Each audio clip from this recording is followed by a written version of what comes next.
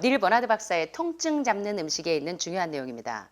자, 아스피린 대신 이 과일 드세요.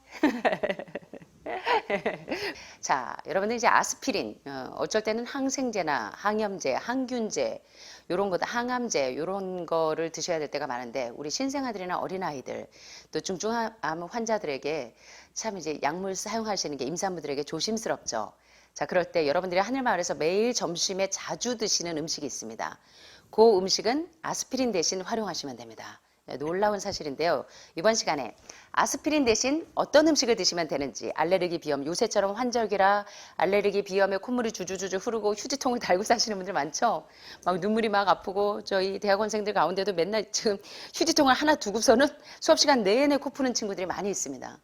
그래서 요새 같은 환절기 때 알레르기 비염이나 축농증이나 또는 기침을 하거나 여러 가지 그 질환이 있을 때 아스피린 대신 대체하실 수 있는 좋은 음식이 있습니다. 뭔가 한번 살펴볼까요?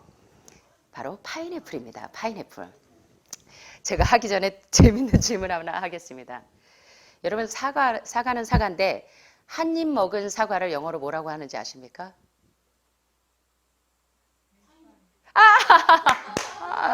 예, 아주 정답입니다. 애플인데 파였어요.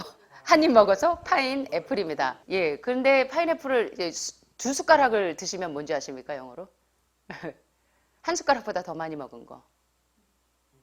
제가 답을 말씀드렸는데 더 파인애플 정관사 더가 들어가서 더 파였어요. 재밌죠?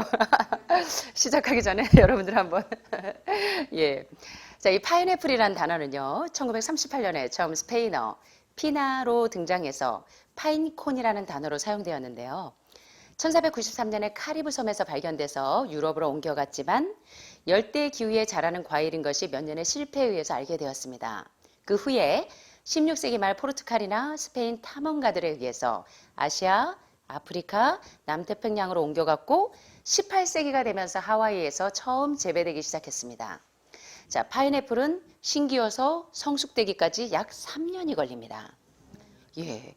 근데 파인애플은 껍질이나 속살이나 끝부분까지 파인애플 주스로도 활용하게 되고 캔으로도 많이 나오죠. 슬라이스해서 파인애플 식초도 쓰고 각종 다양한 요리 식자재로 많이 활용이 됩니다.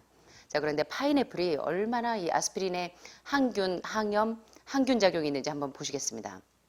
사실 요 환절기 때 기침 많이 하시고 특별히 폐암 환자들은 파인애플을 자주 드셔야 합니다.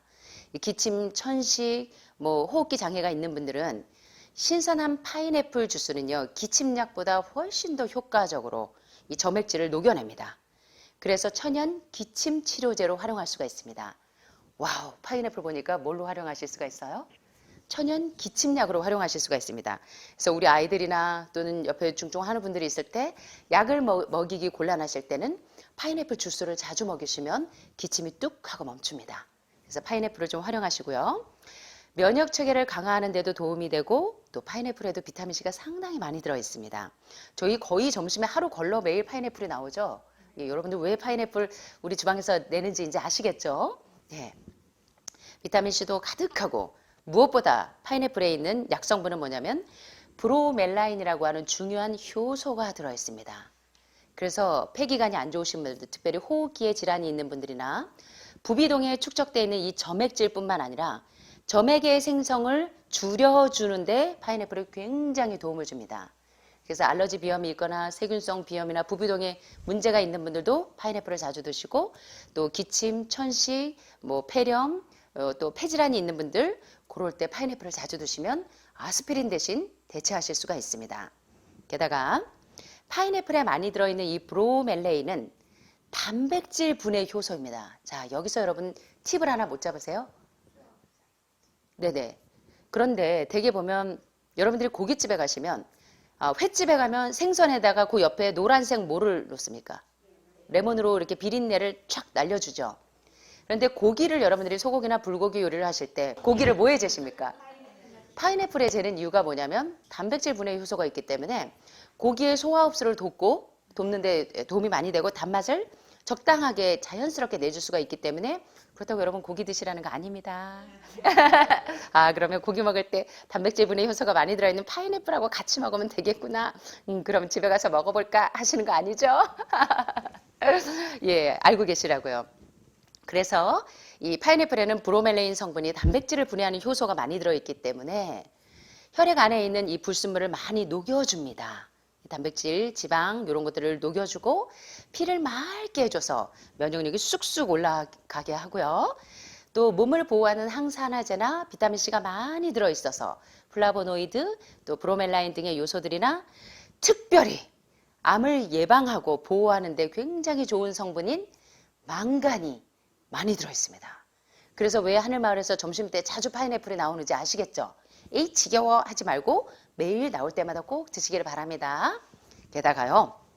소장에서 먼저 이렇게 흡수가 쫙 된 다음에 혈액을 이렇게 따라서 순환을 하면서 혈액 안에 있는 섬유소나 단백질이나 불순물들을 쫙쫙 혈관이 폐색되어 있고 관상동맥이 폐색되어 있고 스텐트나 바이패스를 하신 분들도 이런 혈관에 있는 모든 이런 이물질들을 녹여줘요.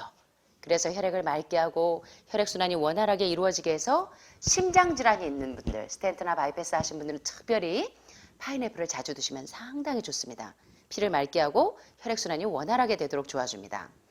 게다가 여기 말씀드린 것처럼 아스피린의 부작용이 있는 분들, 뭐 타이레놀 드시는 분들도 있는데 사실은 부작용이 없이 아스피린을 대표할 수 있는 천연적인 치료제입니다. 그 다음에 소염 진통제 대신에 활용하셔도 됩니다. 파인애플을 뭘로요? 염증이 심하고 통증이 있을 때도 염증을 진정시켜주는 소염 진통제로도 활용하실 수가 있고요. 염증 치료에 아주 안전하게 섭취하면 좋은데요. 염증 물질을 제거해서 축농증이 심하신 분들은 주부님들이 파인애플 주스를 조금 자주 해서 먹이세요. 그러면 상당히 도움이 됩니다. 그리고 근육통, 인대가 손상이 됐거나 또는 퇴행성 관절염으로 아이고 무릎방 쑤셔, 아이고 잘 못 걸으시는 선생님들 계시죠? 그 다음에 류마티스 관절염, 요럴 때 파인애플을 자주 드시면 상당히 소염 진통작용이 있습니다. 그래서 파인애플을 잘 활용하시면 도움이 되겠고요. 게다가 이제 인후염이나 폐 기관지염, 천식 있을 때 가래를 얘가 삭혀줍니다.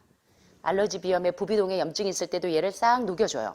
오늘도 이제 전화가 왔는데 코에 이 알러지 비염이나 비염이 축농증이 굉장히 심하신 분이 수패치를 이렇게 우리 하는 분들이 한 1, 2주 붙였더니 코피가 쭉 쏟아지는 분들이 있어요. 그러면서 농이 쭉 빠집니다. 그래서 이제 수패치를 붙이는 것도 많이 도움이 되고요. 이런 비염이 있을 때도 파인애플을 같이 드시면 상당히 도움이 됩니다. 잘 활용해 보시고요. 그 다음에 혈액이 응고되는 것을 억제해주는 작용을 합니다. 그래서 동물성 단백질 고기 요리를 할 때 파인애플을 단백질 분해 효소가 많기 때문에 혈액이 고기를 먹으면 고기 기름이 혈액을 응고시키는데 요 파인애플이 들어가면 그 혈액이 응고되는 걸 막아주기 때문에 그래서 고기 요리를 하실 때 파인애플을 즙을 내서 쓰시는 이유가 요리사들이 조금 영양에 관심이 있는 분들은 그렇게 해서 요리를 하시는 이유가 있는 겁니다. 네. 그 다음에 이제 혈관벽에 불순물이 많을 때도 이런 것들을 제거하는 데 도움이 되고 특별히 이제 뇌졸중, 뇌혈관이 막히거나 스텐트나 바이패스처럼 심장혈관이 막혔을 때도 혈관 질환을 예방하는 데 파인애플이 상당히 도움이 됩니다. 그래서 하늘마을에서 파인애플 자주 나올 때마다 여러분 꼭 잊지 마시고 드세요. 파인애플이 굉장히 중요하기 때문에 그렇습니다. 그런데 파인애플을 드실 때 주의사항이 있습니다. 뭐냐면 설익은 파인애플이나 그 주스를 마시게 되면 인체에 유의하지 않습니다. 그래서 심한 설사나 구토를 유발할 수가 있습니다. 그래서 파인애플이 덜 익었을 때는 조금 더 숙성시킨 다음에 드셨으면 좋겠고요. 근데 파인애플의 껍질에 이렇게 딱딱한 부분이 있죠. 고부 코어를 많이 섭취하게 되면 이 부분 섬유 뭉치가 소화관에 형성될 수가 있기 때문에 좀 주의하세요. 섬유질이 좋다고 그것까지 다 드시지 마시고요. 또 파인애플을 많이 먹어서 브로멜레인의 많은 양을 섭취하게 되면 어떤 분들은 알러지가 좀 있는 분들이 있습니다. 그래서 피부에 발진이 일어나기도 하고 구토증을 유발하기도 하고 설사를 하기도 하고 과다한 이 월경 출혈을 할 수도 있습니다. 그래서 좋다고 또 너무 많이 하루 종일 내내 파인애플만 드시지 마시고 적당히 파인애플을 드시면 좋겠습니다. 그리고 또 브로멜레인 성분은 일부 약물과 상호작용할 수가 있습니다. 특별히 이제 항생제나 항응고제, 혈액희석제, 항경련제 또는 바르비투르산염이나 벤조디아제핀이나 불면증 약이나 항우울제를 복용하시는 분들은 파인애플을 드시지 말라는 게 아니라 너무 많이 드시지 않도록 주의하시기를 바랍니다. 상호작용을 할 수 있기 때문에 그것을 잘 주의하시면 되겠습니다. 자, 여러분 뭐 대신에 파인애플을 드세요? 아스피린 대신에 어떤 때 파인애플 드시면 좋을까요? 알레르기 비염이 있거나 축농증이 있거나 기침 또 폐질환이 있으신 분들 또 어떨 때 드시면 좋을까요? 심장, 혈관이 막히신 분들, 스텐트나 바이패스 하신 분들, 뇌혈관이 막혀서 뇌졸중이나 뭐 이런 혈관이 막히신 분들도 파인애플을 드시면 굉장히 도움이 되고요. 특별히 요새 같은 환절기 때 아스피린 대용으로 파인애플을 자주 드시는 게 상당히 도움이 된다는 거 여러분 도움이 되셨습니까?